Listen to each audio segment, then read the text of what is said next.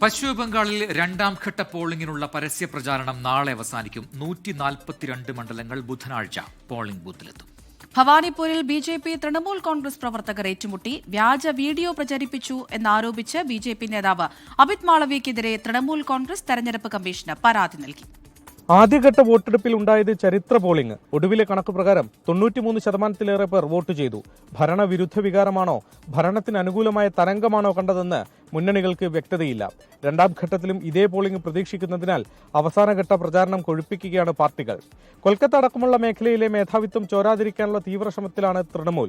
മമത മത്സരിക്കുന്ന ഭവാനിപ്പൂരിൽ തന്റെ റാലിയിൽ നിന്ന് ക്ഷോഭത്തോടെ മമത ഇറങ്ങിപ്പോയി. തൊട്ടടുത്തുള്ള ബി.ജെ.പി റാലിയിൽ നിന്ന് ഉച്ചത്തിലുള്ള അനൗൺസ്മെന്റ് കാരണമാണ് പ്രസംഗം അവസാനിപ്പിച്ച് ഇറങ്ങിപ്പോയത്. പിന്നാലെ ഇരു പാർട്ടികളുടെയും പ്രവർത്തകർ തമ്മിൽ ഉന്തും തള്ളുമുണ്ടായി. വ്യാജ വീഡിയോ പ്രചരിപ്പിച്ചെന്നാരോപിച്ച് ബി.ജെ.പി നേതാവ് അമിത് മാളവ്യക്കെതിരെ തൃണമൂൽ കോൺഗ്രസ് തെരഞ്ഞെടുപ്പ് കമ്മീഷന് പരാതി നൽകി. പ്രധാനമന്ത്രി നരേന്ദ്രമോദി, കേന്ദ്ര ആഭ്യന്തരമന്ത്രി അമിത്ഷാ എന്നിവരുടെ നേതൃത്വത്തിലാണ് ഇന്നത്തെ ബി.ജെ.പിയുടെ പ്രചാരണം. 24 കൊൽക്കത്ത.